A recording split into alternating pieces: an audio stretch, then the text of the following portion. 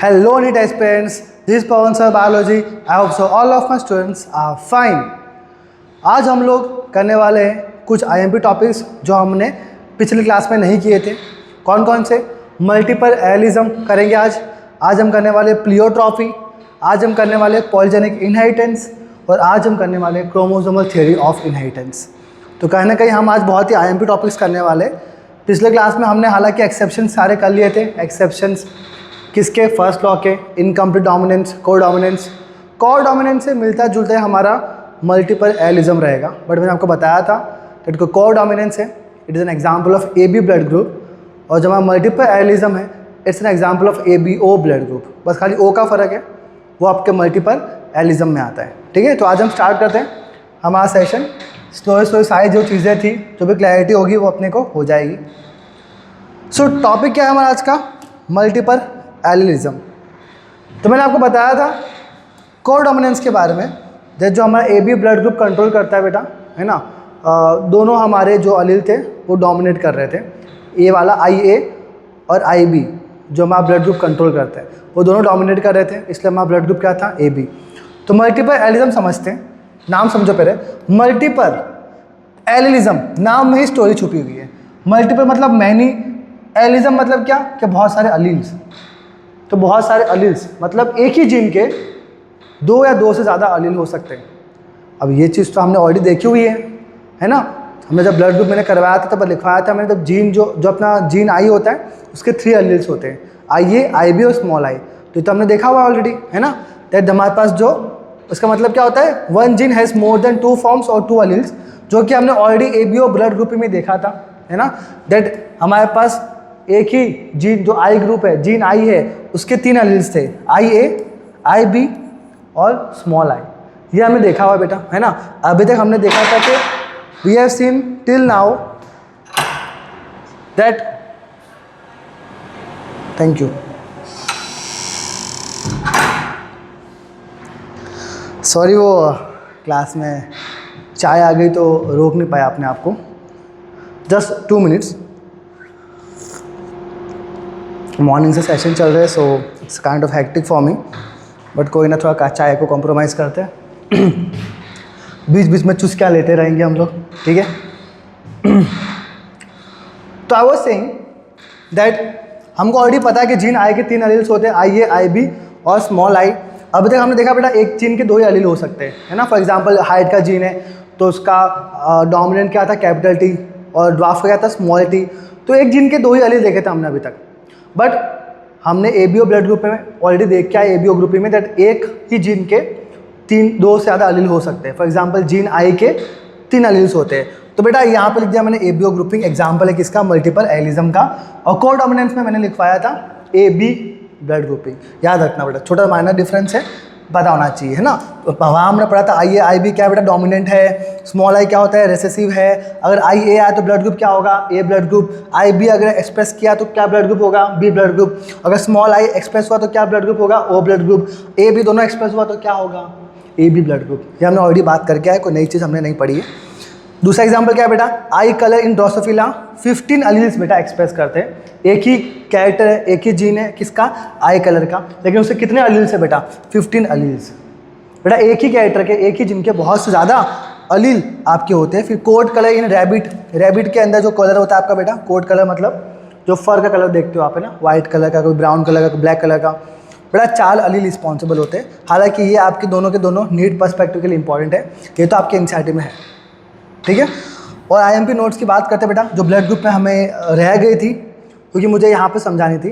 बेटा देखो, blood group में हमें अगर जीनोटाइप और फिनोटाइप पूछा तो हमें कैसे बताना है? अगर पूछा कि ब्लड ग्रुप में जीनोटाइप कितने होते हैं, बेटा जीनोटाइप आपने बताया, कल ही बनाया था ये टेबल, याद है? AB A, हालांकि ये तो 2 बार आ गया तो उसको हटा दो, AB को, एक बार ये भी कंसिडर करेंगे हम। तो जीनोटाइप कितने अपने पास? देखो जीनोटाइप टोटल कितने अपने पास? 1 2 3, ये दूसरी बार रिपीट हुआ तो जान दो उसको, 4 5 6। टोटल हमारे पास जीनोटाइप कितने हैं बेटा? 6 टाइप के आपके पास जीनोटाइप है। तो ये पूछे कि ब्लड ग्रुप के कितने जीनोटाइप होते हैं, जो कि काफ़ी लोग बताते नहीं हैं, बट हमको पता है कि ब्लड ग्रुप के जीनोटाइप कितने होते हैं बेटा? 6 जीनोटाइप। आपने खुद अभी निकाला, A, AB, A, B, B, O। क्योंकि ए बी 2 बार रिपीट हुआ तो उसको जान दो, ठीक है। हालांकि दोनों सेम ही अलील से भी हुआ ना बेटा, देखो ये 2 सेम अलील से हुआ बेटा, इसलिए हमको जान दो ए बी को 2 बार हो गया, कोडोमिनेंस का एग्जाम्पल है। Total 6 genotype. और फिनोटाइप कितना बेटा, फिनोटाइप टोटल 4 बनते हैं। कितने phenotype, A B, A B और ओ, टोटल 4 फिनोटाइप। तो ये बेटा आपको एक्स्ट्रा पता होना चाहिए ब्लड ग्रुप के अंदर, मैंने लिख के रखा IMP नोट में। तो जीनोटाइप कितने हैं, 6, और फिनोटाइप कितने हमारे पास, 4। समझा? तो ये मैंने आपको अभी समझाया, ओके। और फॉर्मूला अगर फाइंड करना हो डायरेक्टली फॉर्मूला से भी हम फाइंड कर सकते हैं जीनोटाइप और फिनोटाइप को। मैंने इसके लिए अलग से फॉर्मूला बनाया, आप चाहो तो ये भी आपके फॉर्मूला शीट्स में ऐड कर सकते हो, ठीक है। फॉर्मूला क्या बेटा, अगर आपको फाइंड करना है जीनोटाइप किसका, ब्लड ग्रुप का, तो सिंपल है n/2, अरे एक मिनट रुक जाना, हाँ ये n/2 मल्टीप्लाई बाय n+1, मतलब n क्या है यहाँ पे, नंबर ऑफ अलील्स।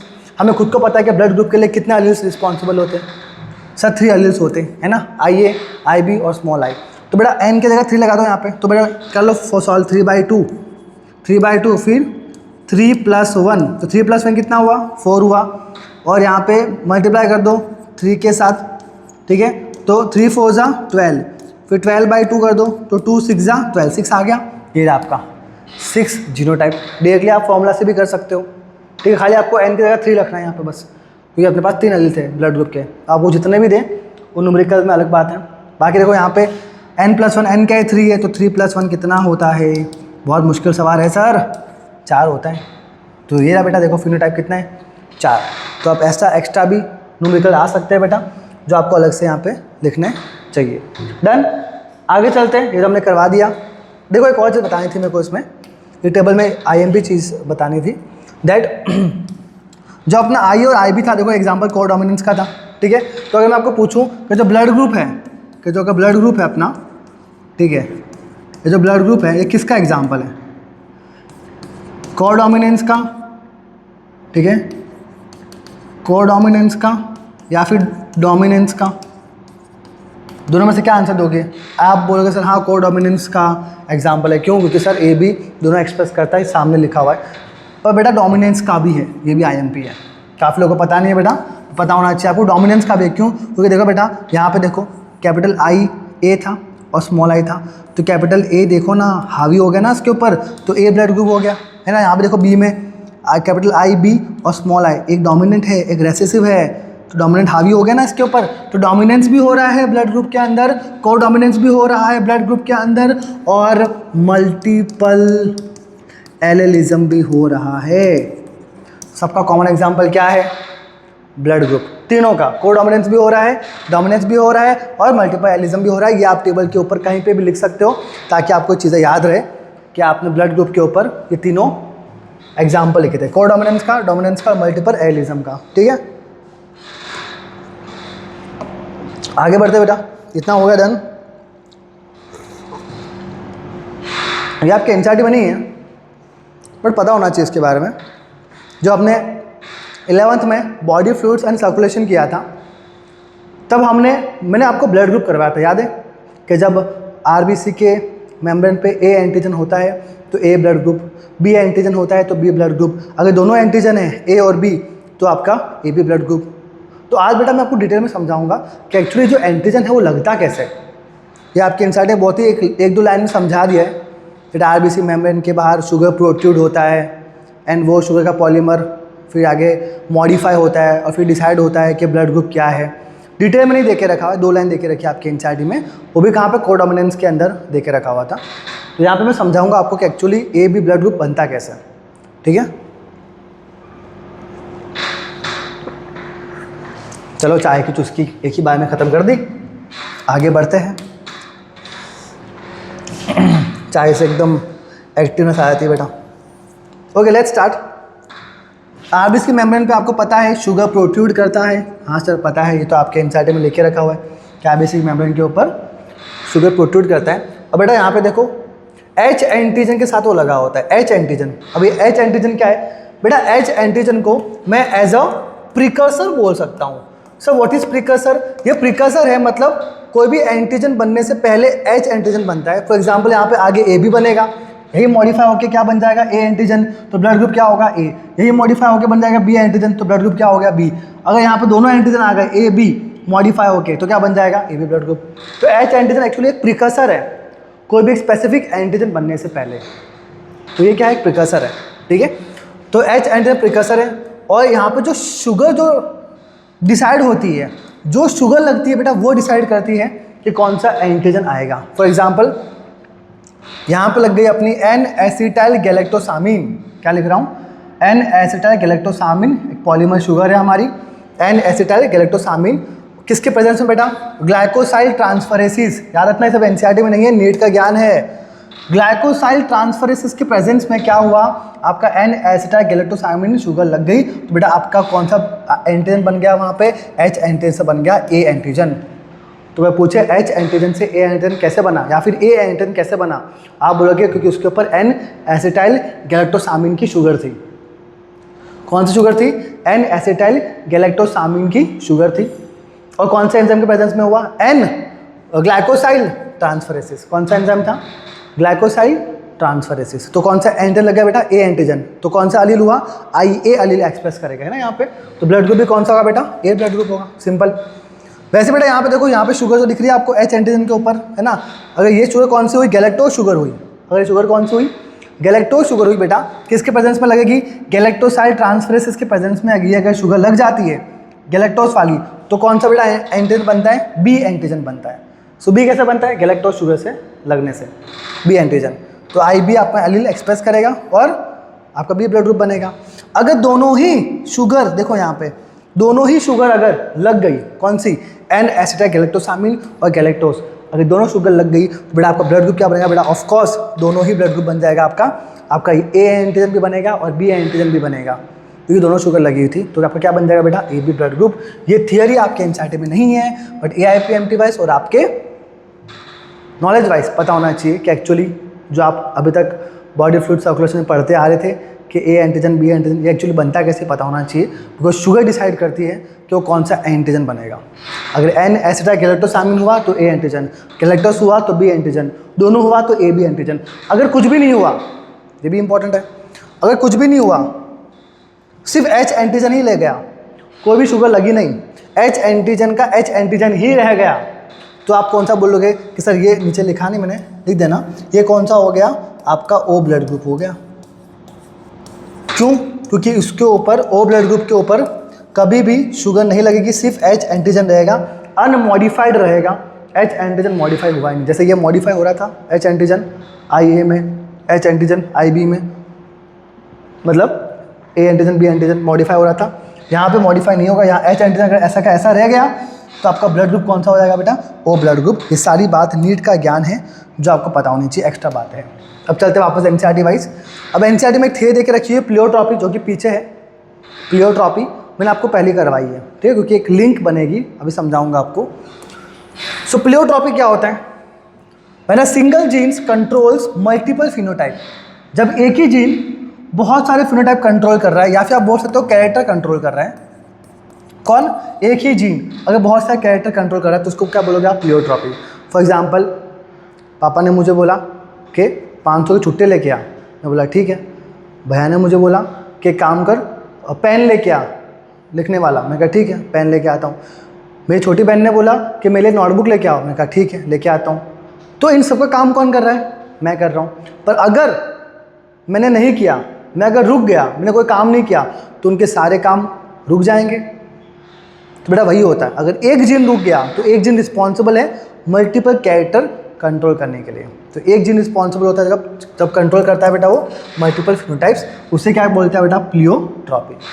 और ये कब होता है बेटा प्लियोट्रॉपी, जब आपके मेटाबॉलिक पाथवे चल रहे होते हैं बॉडी में, है ना, पूरा मेटाबॉलिज्म का पाथवे चल रहा होता है, उसमें कुछ गड़बड़ी आ जाए, कोई एंजाइम में गड़बड़ी आ जाए, तो बेटा आपका प्लियोट्रॉपी कॉज हो सकता है।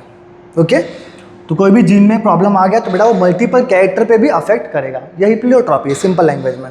एग्जांपल क्या बेटा आपके एनसीईआरटी में है, बड़ा सा देके रखा है पैराग्राफ, मल्टीपल एलिज्म के नीचे ही आपका पैराग्राफ देके रखा हुआ, that B gene in pea plant.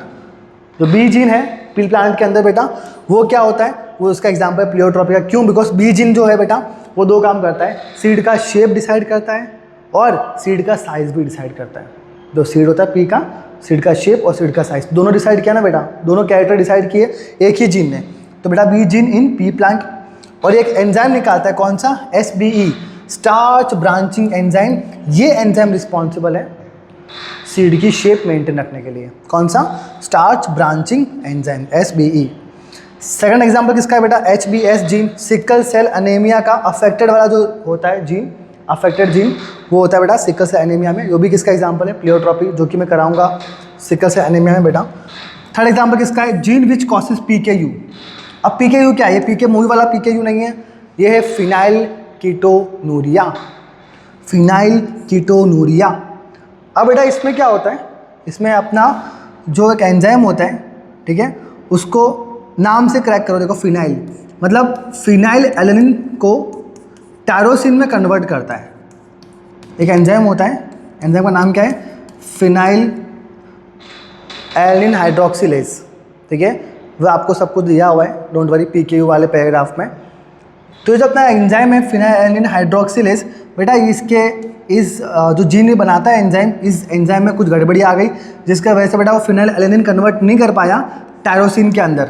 तो इससे क्या होगा, कुछ और ही प्रोडक्ट बन जाता है, पेप बन जाएगा, पेप, फिनाइल पायरुविक एसिड, जो कि सब कुछ मैं PKU में वापस से सब समझाऊंगा, सिर्फ एक बार सुन लो कि हाँ ये सब वर्ड सुने हुए।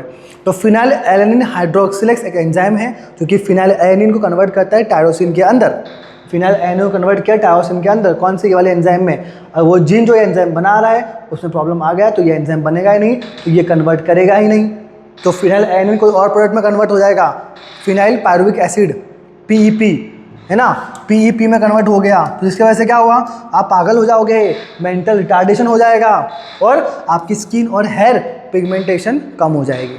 तो मतलब देखो बेटा, एक ही जीन ने, है ना, मल्टीपल फिनोटाइप कंट्रोल किया है ना, प्लियोट्रॉपी, एक ही जीन ने मल्टीपल फिनोटाइप कंट्रोल किए, है ना, दोनों कैरेक्टर रिस्पॉन्सिबल हो जाएंगे एक जीन खराब हुआ तो, ठीक है। फिर Y type mutation in Drosophila, बस ये आपके इनसाइड में लेकिन देखे रखा हुआ डिटेल में, ये देखे रखा हुआ है फर्स्ट वाला और थर्ड वाला, बाकी सब आपके एक्स्ट्रा एग्जाम्पल्स हैं जो कि आपको पता होना चाहिए। ओके, आगे चलते हैं, ये समझाता हूँ बी जीन वाला, ठीक है, जो आपके एनसीईआरटी में समझाया हुआ है। अभी बताया मैंने आपको B gene in pea plant is forms SBE, starch branching enzyme, और बी जीन दो ट्रेट कंट्रोल करता है, एक साइज, एक सीड शेप, है ना, साइज, स्टार्च ग्रेन और सीड शेप। अब बेटा नाम ही क्या है, स्टार्च ब्रांचिंग एंजाइम। तो बेटा जितना ज़्यादा अपना स्टार्च बनेगा उतना अच्छा हमारा जो सीड का शेप होगा, है ना। फॉर एग्जांपल देखो, कैपिटल बी जब डोमिनेट है तो बेटा अपना साइज़ क्या है सीड का, लार्ज। फिर कैपिटल बी स्मॉल है तो साइज़ क्या हो गया, इंटरमीडिएट, बिकॉज स्टार्च थोड़ा मीडियम लेवल का है। और स्मॉल भी मतलब स्टार्च सबसे कम है तो साइज़ क्या हो गया सीड का, स्मॉल। तो जितना स्टार्च ज़्यादा डोमिनेंट कैपिटल बी तो अपना साइज़ भी लार्ज, और जितना कम मीडियम वाला स्टार्च तो intermediate capital B small B, और स्मॉल बी मतलब स्मॉल। तो देखो ध्यान से, तो जितना अपना लार्ज स्टार्च होगा उतना अच्छा अपना सीड का शेप होगा। स्टार्च भर के है ना अंदर, तो सीड का शेप भी अपना क्या होगा, अच्छा सा राउंड गोल मटोल होगा। और अगर इंटरमीडिएट हुआ तो भी अपना राउंड होगा, गोल मटोल। अगर स्मॉल हुआ तो क्या होगा, रिंकल्ड शेप, क्यों, स्टार्च कम है उसके अंदर, है ना। तो क्या बेटा सीड का शेप होगा, रिंकल्ड शेप, ठीक है, ये सब सीड के शेप है। ओके, ये सारी बातें की मैंने। अब देखो ध्यान से, यहाँ पे जब मैं समझाया आपको capital B large, capital B small B intermediate, small B small, तो देखो ध्यान से, यहाँ कैपिटल बी स्मॉल बी तो यहाँ पे लॉ ऑफ डोमिनेंस नहीं है। कैपिटल बी अगर था तो यहाँ पे लार्ज बनना चाहिए था ना, कैपिटल बी स्मॉल बी था तो कैपिटल बी को एक्सप्रेस करना चाहिए था, पर कैपिटल बी एक्सप्रेस नहीं करता, इन दोनों में से कोई बीच वाला बन जाता है इंटरमीडिएट। क्या यह हमने पढ़ा नहीं था, कार्ल कॉरेंस की थियरी, है ना, इनकम्प्लीट डोमिनेंस के बारे में। तो यही तो है वो इनकम्प्लीट डोमिनेंस, है ना, that capital B large, capital B small B intermediate. तो ये आपने कहाँ देखा था, इनकम्प्लीट डोमिनेंस। तो ये भी कहीं ना कहीं एग्जाम्पल भी है, इनकम्प्लीट डोमिनेंस का भी एग्जाम्पल है। और देखो ध्यान से, यहाँ देखो राउंड रिंकल, ये फिनोटाइप कहीं देखे लगते नहीं है, हाँ सर देखे लगते हैं। ये तो आपको शो कर रहा है डोमिनेंस, कंप्लीट डोमिनेंस। तो देखो ध्यान से, आप ये कैपिटल बी स्मॉल बी देख के जज नहीं कर सकते कि बेटा आपका क्या बनने वाला है, ठीक है। कैपिटल बी स्मॉल बी यहाँ बनना था लार्ज, लेकिन क्या बन गया, इंटरमीडिएट। बट फिनोटाइप क्या बना बेटा, फिनोटाइप आपका राउंड ही बना। तो बेटा आपके एनसीईआरटी बहुत ही ब्यूटीफुल लाइन लिखती है कि जो डोमिनेंस का जो आप एक वर्ड पढ़ते हो, डोमिनेंस जो है बेटा, it is not an autonomous feature gene. ये कोई ऑटोनोमस फीचर जीन नहीं है कि आपने डिसाइड किया कि वो डोमिनेंट ही बनेगा तो वो डोमिनेंट ही बना, है ना। ये जीन ऑटोमेटिक डिसाइड नहीं होता बेटा, किसी कैपिटल आ गया अपना डोमिनेंट तो वो एक्सप्रेस करेगा, नहीं बेटा। ये और भी चीज़ पे डिपेंड करता है। ये आपके इंसाइड में एकदम गुप्त जगह पर छुपा के रखिए लाइन, पढ़ना आप बेटा। ये डिपेंड करता है जीन प्रोडक्ट के ऊपर भी। फॉर एग्जांपल देखो, जीन प्रोडक्ट क्या है यहाँ पे, इंटरमीडिएट आना चाहिए था यहाँ पे लार्ज, लेकिन प्रोडक्ट क्या बना बेटा, इंटरमीडिएट। इवन दो कैपिटल भी था यहाँ पे तो भी क्या बना बेटा, इंटरमीडिएट। दैट्स आपकी एनसीईआरटी बोलती है that it also depends on gene product as well as phenotype that we choose. कौन सा टाइप का फिनोटाइप आ रहा है और कौन सा प्रोडक्ट बन रहा है, इन दोनों पे डिपेंड करता है कि आपका डोमिनेंस है कि नहीं है। तो डोमिनेंस एक अपने आप में ऑटोनोमस फीचर नहीं है, ये डिपेंड करता है किसके ऊपर बेटा, gene product and phenotype that we choose. बोलो इतनी बात समझ आई? क्या है ये अभी तक पढ़ा हम लोगों ने? प्लियोट्रॉपी डन हुआ,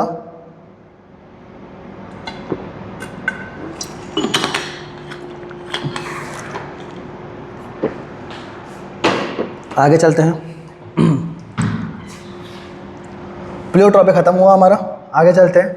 उसका अपोजिट, प्लियोट्रॉपी का अपोजिट है पॉलीजेनिक।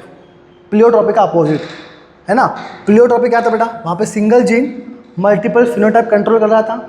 यहाँ पे उल्टा है, यहाँ मल्टीपल जीन सिंगल फिनोटाइप को कंट्रोल करेंगे। देखो यहाँ पे नाम से क्रैक करो, पॉली का मतलब मैनी, जेनेटिक जीन मतलब पॉलीजीन, मतलब many genes, multiple genes control single phenotype. यही हुआ इसका मतलब, पॉलीजेनिक इनहेरिटेंस के मल्टीपल जीन्स चाहिए आपको एक फिनोटाइप को कंट्रोल करने के लिए, मल्टीपल जीन्स रिक्वायरमेंट होती है। उसी जीन्स को आप बोलते हो बेटा पॉलीजीन्स। पॉलीजीन्स क्या होता है बेटा, मतलब पॉली मीन्स मैनी, मतलब बहुत सारे जीन्स को हमने एक नाम दे दिया है पॉलीजीन्स। ओके बेटा, इसमें क्या होता है, जितना डोमिनेंट अपना अलील होता है, जितना डोमिनेंट अपना अलील होगा उतना ही ज़्यादा अपनी एक्सप्रेशन करेगा, उतना ही इंटेंसिटी से एक्सप्रेशन करेगा। मतलब मोर the dominant Aleel more the number of intensity of expression. ये बात अलग है बेटा, मेंडल में हमें खाली एक ही अलील चाहिए था डोमिनेंट वाला। मेंडल में हमें सिर्फ एक ही रिक्वायरमेंट थी डोमिनेंट अलील की एक्सप्रेस करने के लिए, डोमिनेंस। बट यहाँ पे हमें मोर द डोमिनेंट अलील चाहिए, मतलब ज़्यादा चाहिए हमें डोमिनेंट अलील। एक से काम नहीं बनेगा, हमें ज़्यादा डोमिनेंट अलील चाहिए। एग्जाम्पल दूंगा आगे, डोंट वरी। तो बेटा बोल सकता हूँ मैं कि dominant is directly proportional to expression. जितना ज़्यादा अपना डोमिनेंट अलील होगा उतना ही हाई इंटेंसिटी से अपने एक्सप्रेशन होंगे। यहाँ एक डोमिनेंट अलील से काम नहीं चलेगा, we require more dominant alleles. Every dominant allele has a partial contribution. अभी वही समझाया मैंने आपको, जितना जितना आपको डोमिनेंट अलील आता रहेगा उतना उतना आपका एक्सप्रेशन होता रहेगा। एक डोमिनेंट अलील से काम नहीं बनेगा, धीरे धीरे जैसे डोमिनेंट अलील बढ़ते रहेंगे बेटा उतना हाई इंटेंसिटी एक्सप्रेशन होता रहेगा। और यहाँ पे एनवायरनमेंट भी इन्फ्लुएंस करता है बेटा कैरेक्टर को लेके, अभी बात करेंगे हम लोग। चलो एग्जांपल समझा देता हूँ पहले ताकि लाइन समझ आए आपको। देखो आपके एनसीईआरटी में स्किन कलर का एग्जांपल देके रखा हुआ है, skin colour in human. Skin colour in human, 3 pair of polygene controls the character, है ना। Many genes, 3 alleles control single phenotype. Single phenotype मतलब अपने स्किन कलर। तो 3 पेयर ऑफ अलील्स बेटा हमारे स्किन के कलर को डिसाइड करते हैं। ये आपके एनसीईआरटी में बाकायदा लिखा हुआ है। तो आपके एनसीईआरटी ने एज अ एग्जाम्पल लेके समझाया कि फॉर एग्जाम्पल पेरेंट्स हमारे क्या है, capital A, capital A, capital B, capital B, capital C, capital C. देखो यहाँ पे सारे कैसे डोमिनेंट है, सब कैपिटल हैं। तो बेटा जो अगर सारे डोमिनेंट अलील आ गए तो अपना स्किन का कलर क्या होगा, एकदम डार्केस्ट कलर हो जाएगा, एकदम डार्क कलर, ब्लैक कलर। ठीक है, तो एकदम डार्केस्ट कलर होगा कब, जब capital A, capital A, capital B, capital B, capital C, capital C, सारे के सारे डोमिनेंट है तो क्या होगा, डार्केस्ट कलर। अगर सारे रेसेसिव है, स्मॉल ए, स्मॉल ए, small B, small B, small c, small c, तो सारे कलर क्या होगा बेटा, आपका कलर क्या होगा स्किन का, लाइटेस्ट कलर हो जाएगा। लाइटेस्ट मतलब एकदम गोरी गोरी, गोरे गोरे रंग पे घुमार ना कर, ठीक है। तो ये ऐसा लाइटेस्ट कलर हो जाएगा। तो ये डार्केस्ट कलर और ये लाइटेस्ट कलर। जितने डोमिनेंट अलील ज़्यादा उतना हमारा कलर डार्क, जितने हमारे रेसेसिव अलील ज़्यादा उतना हमारा कलर लाइट। तो डोमिनेंट अलील डिसाइड करता है बेटा कि कलर डार्कनेस होगा कि नहीं होगा। ठीक है, अब देखो इसको क्रॉस करवाते हो बेटा तो आपने डायहाइब्रिड पढ़ा हुआ है, डायहाइब्रिड में हमने ऐसा कुछ बनाया हुआ था। ठीक है, तो देखो क्या बना, capital A small a, capital B small c और कैपिटल सी स्मॉल सी, है ना। गैमेट्स निकाले हमने और हमने फॉर्म किया। तो बेटा जो हमारा F1 जनरेशन है वो कैसे है बेटा, इंटरमीडिएट कलर। क्यों, देखो यहाँ पे कैपिटल ए फिर capital A dominant, small A small B है रिसेसिव, फिर डोमिनेंट, फिर रेसिसिव, फिर डोमिनेंट रेसिसिव, इक्वल हो गया। तो कलर क्या बन गया? बीच वाला गहुआ रंग जो मेरा है ना, गहुआ रंग बन गया, इंटरमीडिएट कलर बन गया। ठीक है, ना ज़्यादा गोरा ना ज़्यादा काला वाला। ठीक है, तो क्या बन गया अपना? स्मॉल वाला बन गया। तो देखो जैसे जैसे अपने फिर बाद में डोमिनेंट एलील बढ़ाते जाएंगे वैसे वैसे अपने स्किन का कलर भी डार्क होता रहेगा। आपने वो फेयर एंड लवली की ऐड देखी होगी, है ना, जहाँ पे पूरा ग्रेडियंट बना होता है स्किन कलर का, है ना, एकदम डार्क से लेके एकदम लाइट तक कलर ग्रेडियंट बना होता है ना, डार्क से लेके लाइट तक। तो बेटा वो ग्रेडियंट है। ग्रेडियंट क्या होता है बेटा? डार्क से लेके एकदम लाइट तक आपका बन रहा है। ठीक है, वैसे बेटा अपना डोमिनेंट एलील एक्सप्रेस करता है। जितना ज़्यादा डोमिनेंट एलील बढ़ता रहेगा उतना कलर डार्क होता रहेगा हमारा। ठीक है, तो ये आपके इंसर्टर में बातें करी गई है।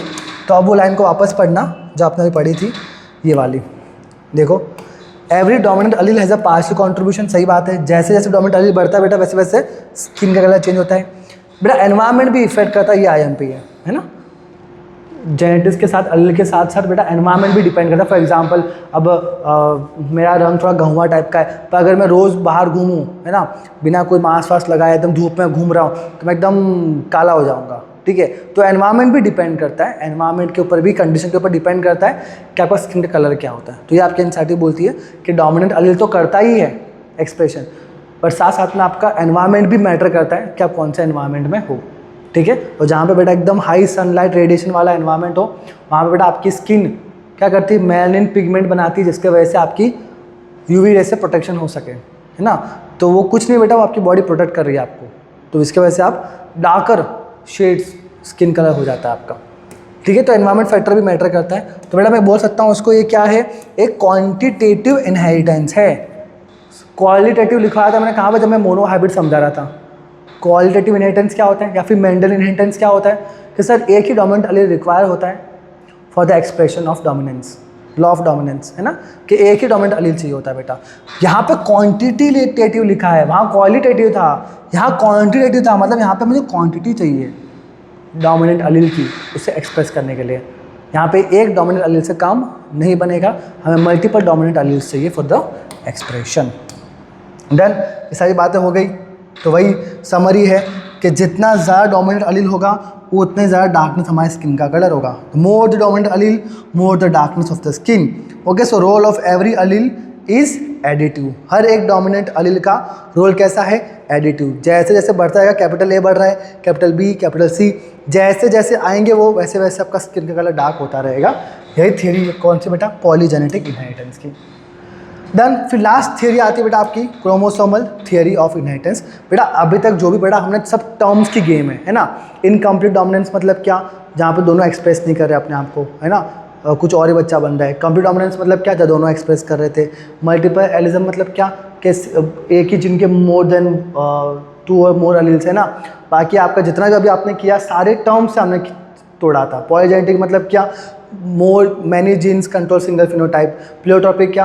कि single genes control many phenotype. ठीक है, तो ये सारी चीज़ें हम लोगों ने नाम से करेक्ट करी थी बेटा, ये कोई अलग नहीं पढ़ी आप लोगों ने, सब नाम से करेक्ट करी थी। अब पढ़ते बेटा क्रोमोसोमल थियरी ऑफ इनहेरिटेंस, बहुत ईजी है। हालांकि आपके इंसर्टेंट 1.5-2 पेज देके रखा है, मैं 1-2 पेज में निपटा दूंगा। सटन एंड बोहरी ने बेटा ये थियरी थी क्रोमोसोमल थियरी ऑफ इनहेरिटेंस, नाम से करेक्ट करो। देखो क्रोमोसोमल मतलब क्रोमोसोम, इनहेरिटेंस मतलब पता है आपको, it's a process of transfer of genetic information from one generation to another. ये आपको मैंने फर्स्ट क्लास में लिखवाई थी, ये प्रोसेस है। तो क्रोमोसोम ही हेल्प करते हैं बेटा इनहेरिटेंस के लिए। सिंपल, क्रैक कर लिया आपने थियरी। सटन एंड बोहरी ने बेटा प्रपोजल दिया था, याद रखना। सटन एंड बोहरी ने प्रपोजल दिया था, है ना। इन्होंने किसके ऊपर काम किया बेटा? मेंडल्स के वर्क को एज अ बेसिस की तरह काम किया। और तब बेटा एडवांसमेंट ऑफ माइक्रोस्कोप आ गया था, है ना। तब हमारे पास इलेक्ट्रॉन माइक्रोस्कोप आ गया था, इलेक्ट्रॉन माइक्रोस्कोप, और इनके पास मेंडल के वर्क भी थे। तो इन दोनों को मिला के बेटा उन्होंने क्रोमोसोमल थियरी ऑफ इनहेरिटेंस दिया। सिंपल, उन्हें क्या पता चला बेटा? होमोलोगस क्रोमोसोम है हमारे पास, ये रहा। क्या ये होमोलोगस क्रोमोसोम? क्या मुझे बताने की जरूरत है क्या होता है homologous chromosome? You already know, क्योंकि हमने टर्म्स कही थी। What is homologous chromosome? The chromosome, a pair of chromosome which has same structure, same size and same gene is called what? Homologous chromosome, है ना। Same structure, same size, same gene, gene भी same. देखो यहाँ पे gene 1, यहाँ gene 1, यहाँ gene 2, यहाँ gene 2, इसे क्या बोलते हैं बेटा आप? Homologous chromosome. तो बेटा इस थियरी ने क्या बताया? There is a there is a parallelism between genes and chromosome. Genes और क्रोमोसोम का क्या है, पैरेलिज्म है। क्यों बेटा, क्योंकि क्रोमोसोम के अंदर ही क्या होते हैं, जीन्स होते हैं, तो ऑफकोर्स आपस में कैसा है, पैरेलल ही है, सीधी सी बात है ना। और क्या बोलते हैं बेटा, कैरियर ऑफ जीन कौन है, क्रोमोसोम्स। इमेजिन करना है, क्रोमोसोम एक गाड़ी है, इसके अंदर कौन बैठा है, पैसेंजर, जो कि एलील है।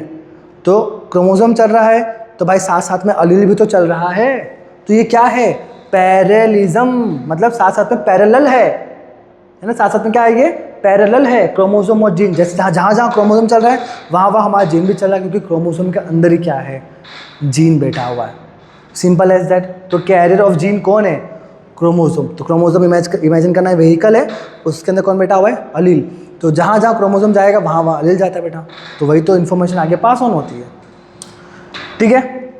और क्या पता बेटा, chromosomal segregation with Mendelian principle, ये आपके एनसीईआरटी में लाइन लिख के रखी हुई है। तो क्रोमोसोमल सेग्रीगेशन होता है, जो हमने पढ़ा है, law of segregation, universal law है कि 50% आपके जेनेटिक मटेरियल आगे गैमेट्स में ट्रांसफ़र होंगे, है ना, 50% आगे जाते हैं आपके, बाकी कंजर्व रह जाते हैं, ठीक है। तो chromosomal segregation with Mendelian principles, ये बात किसने की बेटा, सटन ने, ये आईएमपी है। काफ़ी बच्चे ना उसको सटन एंड बोरी लिख के आते, एक स्टेटमेंट आया था जहाँ लिखा था, ये किसने बताई थी बात, that chromosomal segregation with Mendelian principle, ये बात किसने समझाई थी बेटा, तो सिर्फ सटन ने समझाई थी, बोवरी ने नहीं। ये आपके एनसीईआरटी में लिखत में लिखा हुआ है, तो ये लाइन बहुत ही आईएमपी बन जाएगी। तो बोवरी ने नहीं समझाया था, ये लाइन को किसने समझाया था, सटन ने समझाया था।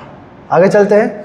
फिर बेटा बेसिस तो इसने सटन बोवरी ने दिया था, जो बेसिस थे क्रोमोसोमल थ्योरी ऑफ इनहेरिटेंस के, वो बेटा आपके सटन एंड बोवरी ने दिया था। लेकिन जो आपका प्रूफ था इसका, एक्सपेरिमेंटल प्रूफ, बेटा वो किसने दिया, मॉर्गन।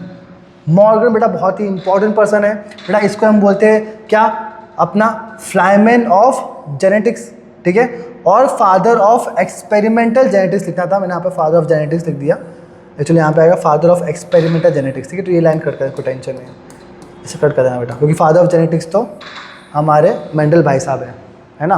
फ्लाइमैन ऑफ जेनेटिक्स यहाँ पे लिखा हुआ मैंने, और नीचे लिखा है फादर ऑफ एक्सपेरिमेंटल जेनेटिक्स, ये आईएमपी देखना।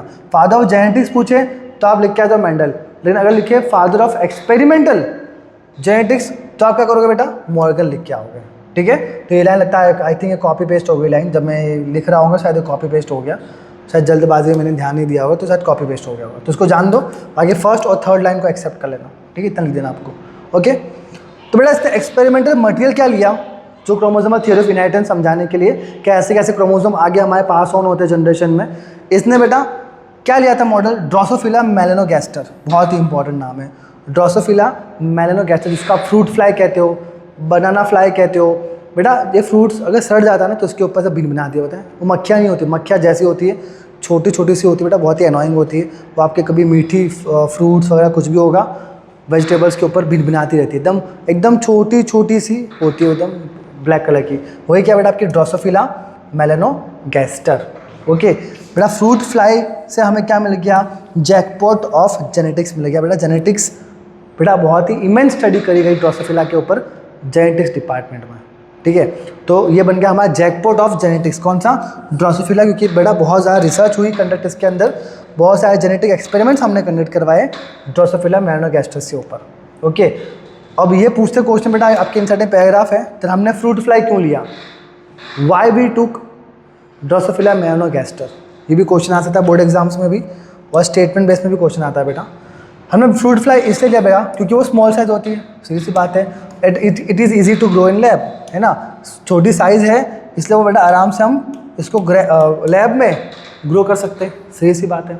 और शॉर्ट लाइफ स्पैन होता है इसका कितना, 2 वीक्स का शॉर्ट लाइफ स्पैन होता है, तो जल्दी से 1-2 हफ्ते में इसकी जनरेशन पूरी ख़त्म ना, 2 वीक के अंदर ही क्या उसका बचपना, उसकी जवानी, उसका बुढ़ापा सब खत्म हो जाता है 2 हफ्ते के अंदर अंदर, ठीक है, मतलब 2 वीक्स में उसकी लाइफ स्पैन खत्म, तो हम जल्दी से ज़्यादा सैंपल पढ़ पाएंगे। ऑफकोर्स मैंने आपको समझाया था, है ना, सैंपल जितने ज़्यादा होते हैं बेटा it is directly proportional to, है ना, it is sorry inversely proportional to, है ना, जितने सैंपल्स होंगे बेटा इट इज़ क्या, it is inversely proportional to कितना, अपना एरर, ठीक है। तो ये अपना इन्वर्सली प्रोपोर्शनल होता है एरर, जितना सैंपल साइज ज़्यादा होता है उतने अपने एरर के चांसेस कैसे हो जाते हैं बेटा, कम हो जाते हैं, सिंपल। तो इसलिए बेटा यहाँ पे सैम्पल साइज बढ़ जाता है हमारा, और वेरिएशन भी ज़्यादा होते हैं इसके अंदर। किसके अंदर? फ्रूट फ्लाई के अंदर। उसकी रेड आई होती है, विंग साइज बड़े होते हैं उसकी वाइट आई होती है, रेड आई होती है, तो आप इस सब आराम से देख सकते हो फीचर्स उसके अंदर, ठीक है।